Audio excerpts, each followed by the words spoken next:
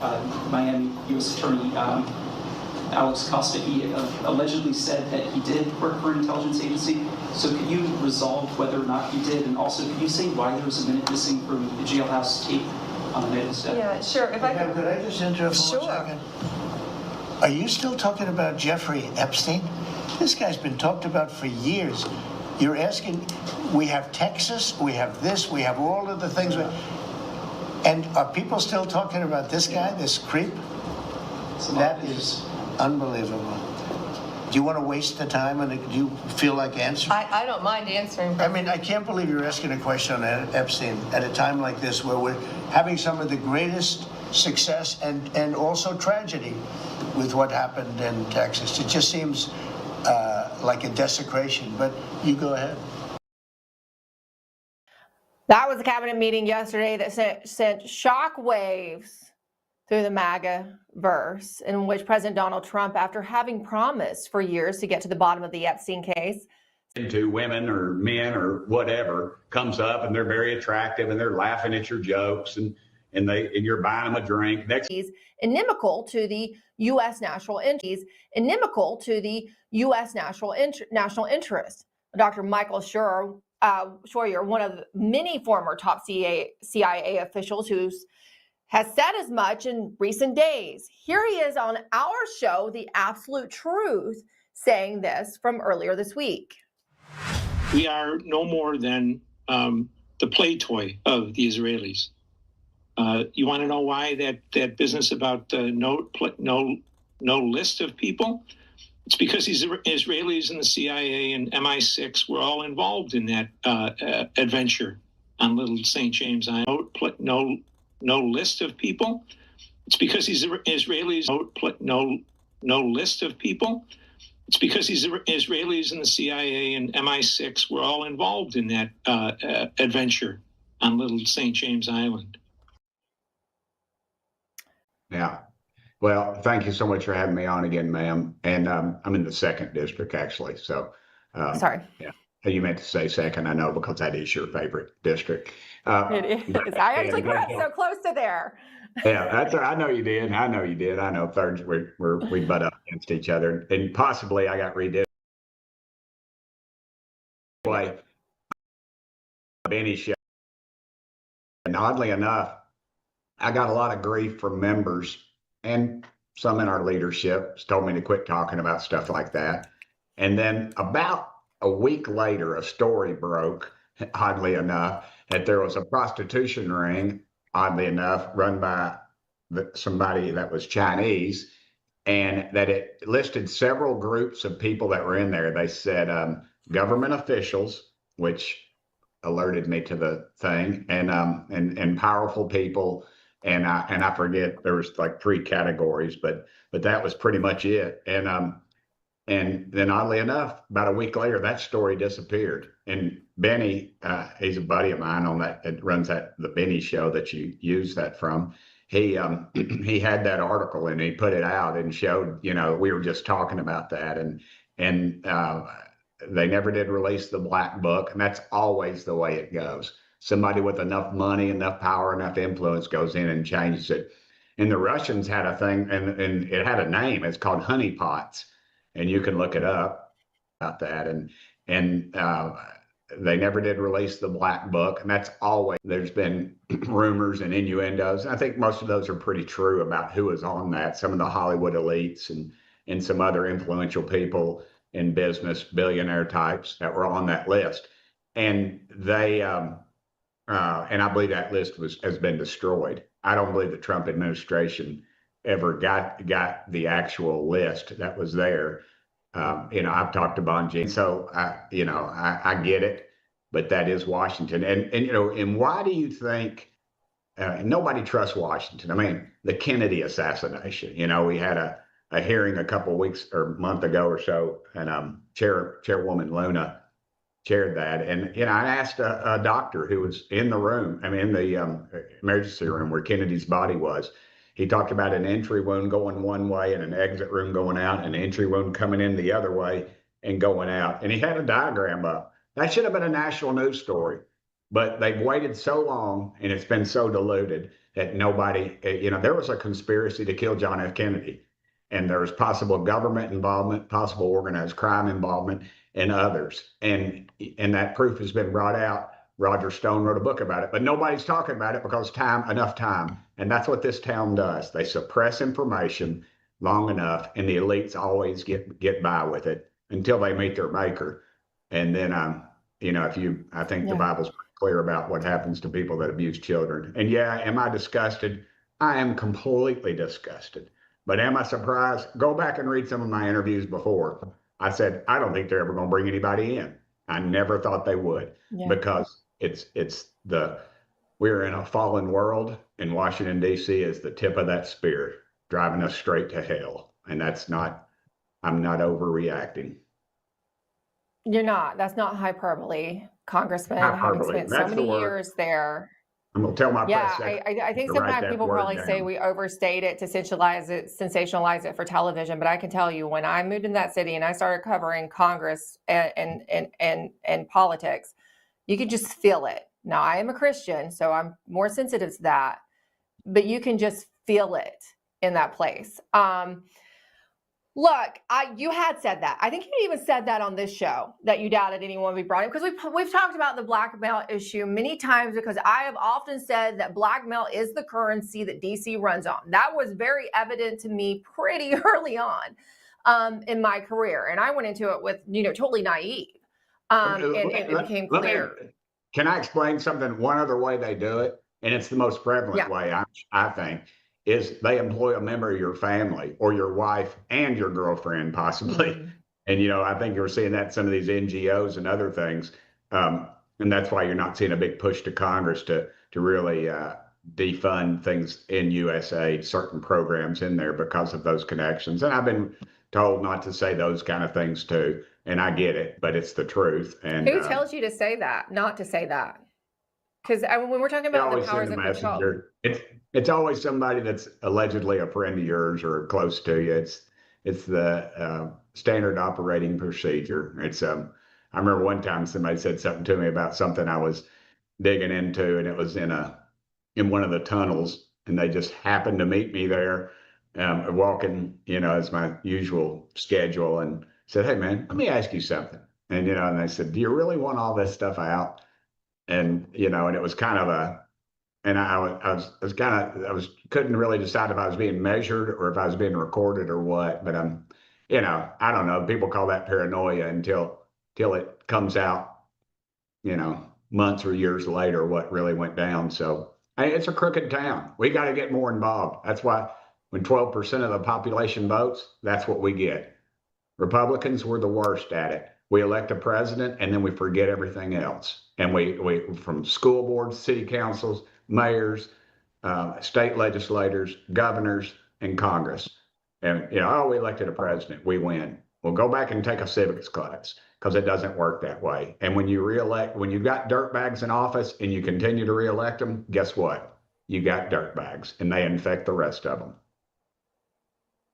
That is so true. And so well said. I think that's why people are so disappointed, though, is that they felt that they elected an administration who, by their own words, had promised, and like you said, perhaps Pam Bondi got out over her skis with this.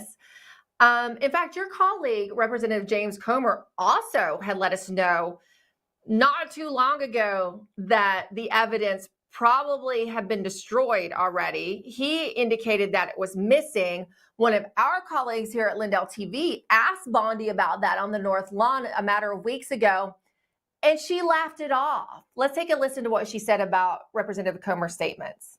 All the Epstein files are missing. They still haven't heard from you. No, the FBI, the FBI, they're reviewing, there are tens of thousands of videos of Epstein with children or child porn. And there are hundreds of victims, and no one victim will ever get released. It's just the volume, and that's what they're going through right now. The FBI is diligently going through that. I haven't seen that statement, but I'll call him later and find out. She said she'd call him later and find out. She also said that she can't say whether or not Epstein was an intelligence asset, though there's been lots of I would say, evidence that points in that direction.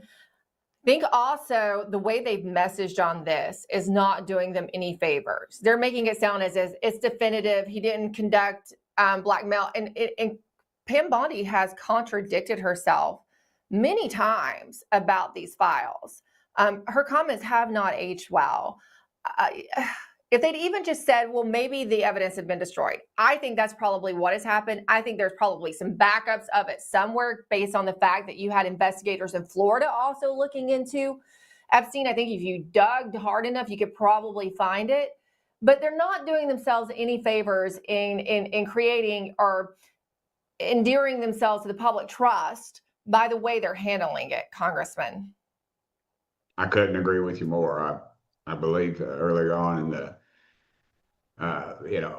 Epstein was, I think, convicted at one time of something pretty minor, and that should have been that should have alerted the Florida authorities. So I don't know what went on down there. I don't know what's going on in Washington actually with it, because it's so convoluted, and the trail probably has gone pretty cold by now. I just wish everybody would have shut up. And anytime you see a delay in something, when they say, "Oh, we're going through it, we're sorting through it," that's a real sticking point with me. And these agencies, I think they need to be gutted top to bottom. But can you do that? And if you were to gut somebody like the CIA and just fire everybody, I mean, where would our intelligence in other countries be? And I think our enemies could abuse that. We didn't get here overnight. We're not going to clean it up overnight.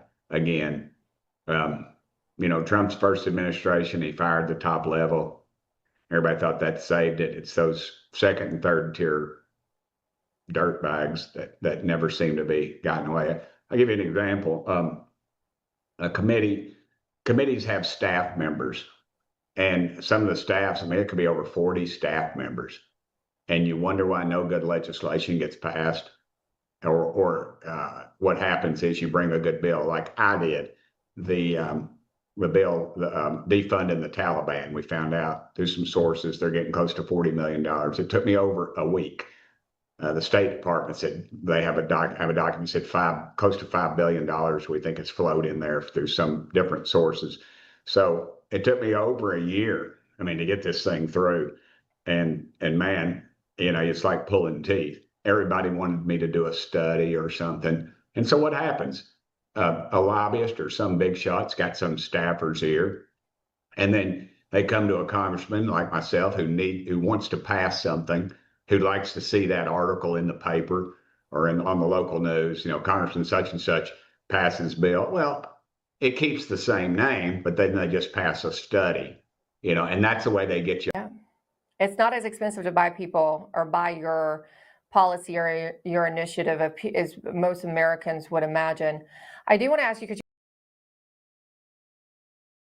and it ties together with, they know they can wait you out, right? And that's what they're doing with Donald Trump right now. They're trying to run out the clock. I think if they take the House and Senate, we're going to see a much more aggressive push, but they're just trying to wait it out if you don't do enough. But here's my question too. How much, because Bongino and Cash had a tall order going in, right? Cash Patel. But I have a source. I talked to someone who lives in his building, and they tell me that Dan Bongino these days seems scared of his shadow. Do you think that Cash Patel and Dan Bongino are also being intimidated and perhaps approached in the way that you describe members of Congress are? They don't even have to have real blackmail on you anymore. There's AI, there's all this other stuff. Yeah. Oh, I know. I ran into Dan the other day right outside the Oval Office. I just met with the president. I was walking out, and he was walking in. And no, I don't think so. I just think it's so big. Okay. And I think it's so overwhelming that there's so many other things that are possibly even bigger, if that's possible, than Epstein's situation. That's hard to imagine. And it is hard to. We are, and that's my concern. I commend you on your Taliban legislation. We are, and that's my concern. I commend you on your Taliban legislation. Unfortunately, you're right. We celebrated it, and a lot of media clapped onto it. And it's because there is such a push to continue to, conduct this, funding of wars and military. So are built in their districts, and why you need to vote for it, not because we need it. is ridiculous, and why you need to vote for it. Not because we need it. Is ridiculous. We're building aircraft carriers. We don't need them. It is advanced past that. A $3,000 drone could take out $500 billion worth of apparatus sitting on the deck of an aircraft carrier right now. We gotta plan ahead and not do what the war pimps at the Pentagon and Congress want to do. Makes people mad. They're looking at their stock. They're looking at their stock portfolios, and that's wrong. Portfolios, and that's wrong. It is completely wrong. It is completely wrong. And we got to change it. Americans got to get mad. This is why they got to get mad. They think, and we got to change it. Americans got to get mad. This is why they got to get mad. They think they're going to get frustrated. Swollen limbs, joint pain, inflammation, skin aging, and cognitive decline. These are just a few of the awful side effects that you can experience due to poor blood circulation. And popping ibuprofen is not a solution to the pain. It's only temporary relief, and it's only masking the true problem, which is inflammation. Researchers on omega-3 fatty acids, but not just any form of omegas. These particular omega-3 fatty acids are sourced from wild-caught krill. Has been shown to support healthy blood pressure, circulation, brain health, as well as reduce inflammation, swelling, and joint pain. For a limited time, you can grab Native Path Antarctic Krill Oil for up to 66% off plus free shipping. Just go to getkrill.com/Lindell right now to get your special offer.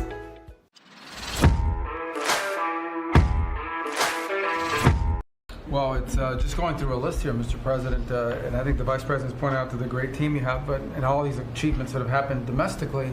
But you think about it, under your leadership, we prevented and ended a war between India and Pakistan.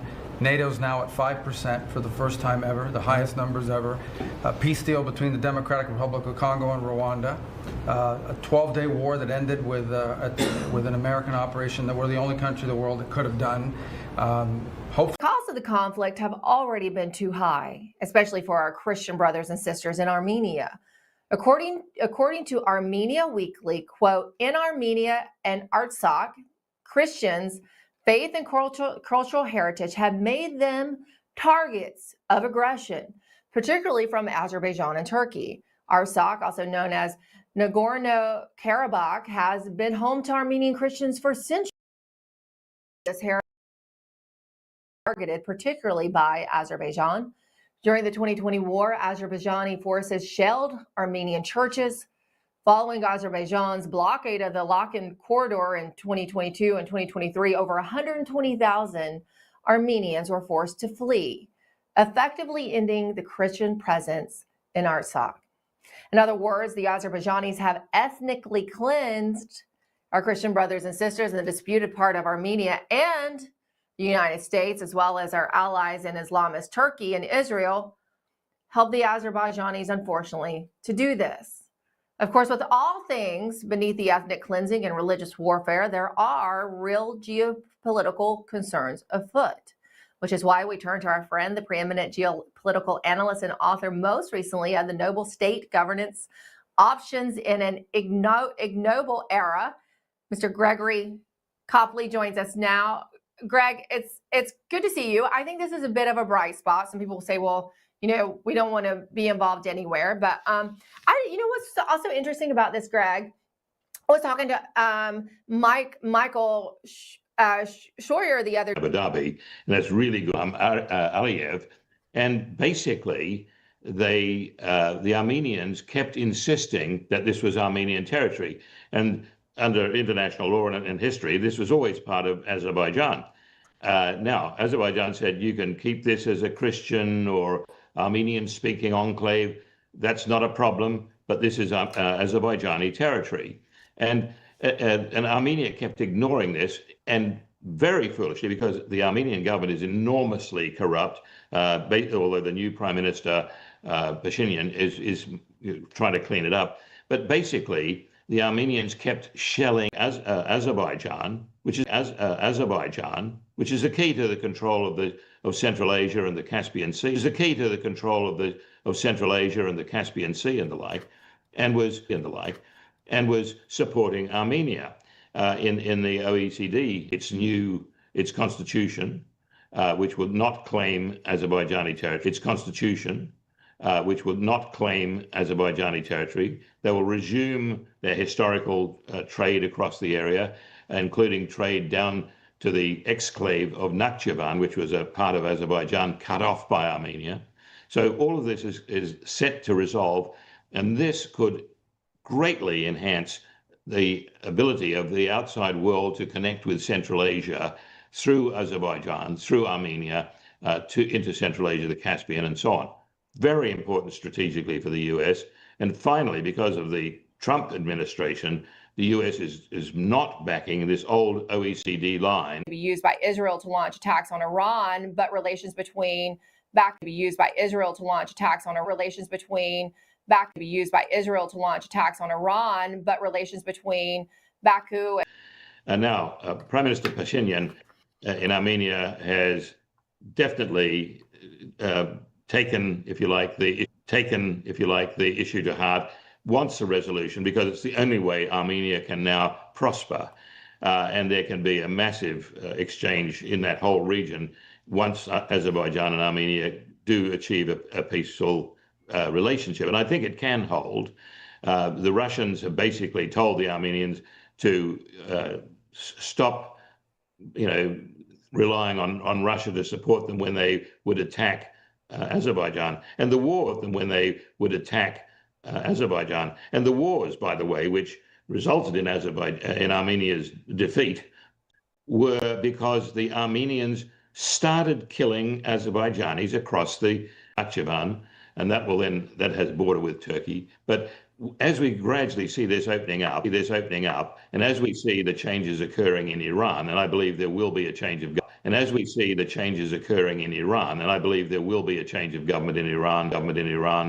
imminently, possibly a military figure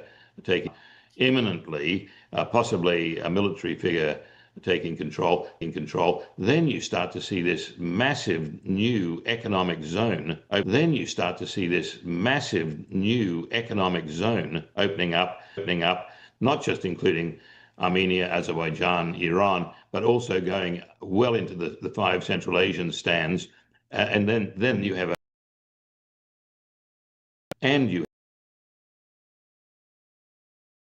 separating Russia on the one hand and the People's Republic of China on the other, although those two are no longer friends anyway.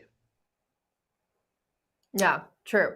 Look, if Trump can achieve this peace deal, it's another notch, right? Another point in his possible, his desire for a Nobel Peace Prize, and we all want peace. So we'll be watching this. I don't, it doesn't get a lot of attention, so I'm glad that you could join us to talk about it because it is an issue that we have focused on here on the Absolute Truth, over the years. So we will be watching it closely. It just piqued my interest that Rubio had brought that up in the cabinet meeting. I literally just been talking about it on Monday. So we'll see how these talks in Abu Dhabi proceed, and then we'll have you back to discuss it, Greg. Wonderful, wonderful. Looking forward.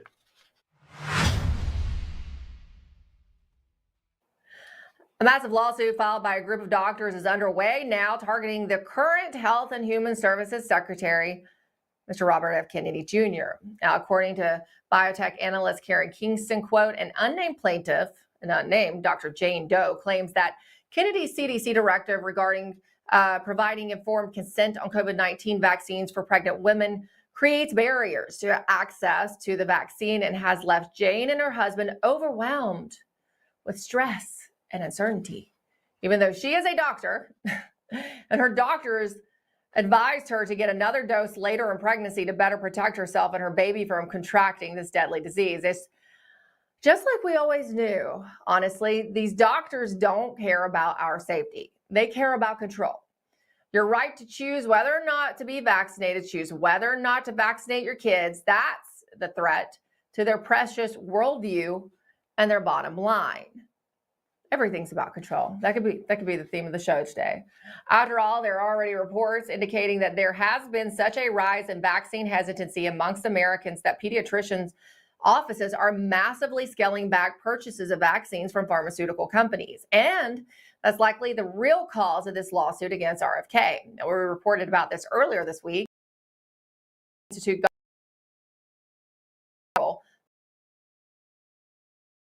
outlined a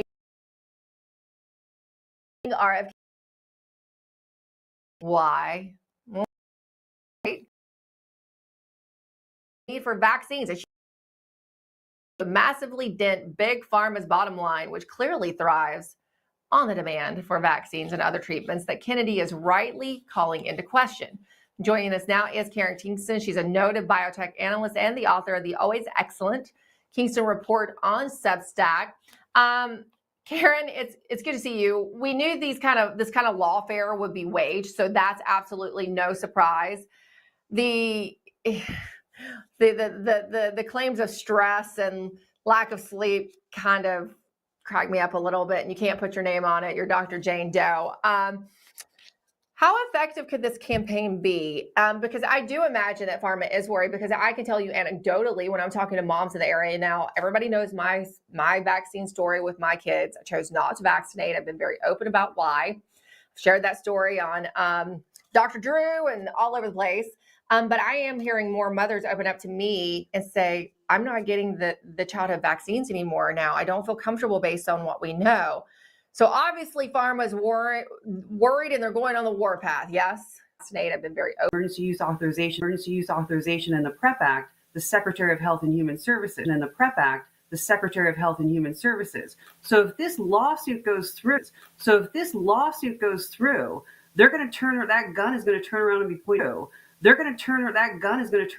Pointed straight at them. And I think as I read through the lawsuit, it's obvious to me that they are upset now that your child's pediatrician is saying that your unvaccinated child is a threat to national security. Therefore, they must be injected. They're violating the laws, they're violating the Code of Federal Regulations, and they're creating a hornet's nest for themselves. So I hope this does go through. So, okay. Let's talk about that EUA and the fact that it was this has never been approved for children. Right. It's never been approved for children under the age of 12. Okay. It's still operating under the emergency use authorization. How long can it, we're now going on several years, Karen. At some point, it's that old thing. Malarkey resigned. They were the head of the vaccine. Thing is, well, because of Chevron deference, which was overruled last summer in the Loper Bright case, that they can, the federal agencies, HHS, CDC, FDA, can make up the laws as they go along. Now, again, that was overruled last year, and actually several different lawsuits that were brought to the Supreme Court. So it's a hornet's nest. What, at the end of the day, I mean, if the doctors, if the American Academy of Pediatrics can sue RFK Jr. to say, we want you to put the shots back on the CDC schedule, then MAHA moms and attorneys can sue RFK Jr. for not following procedure, for neglecting the evidence. That moms and attorneys can sue RFK Jr. for not following procedure, for neglecting the evidence that these shots have caused an over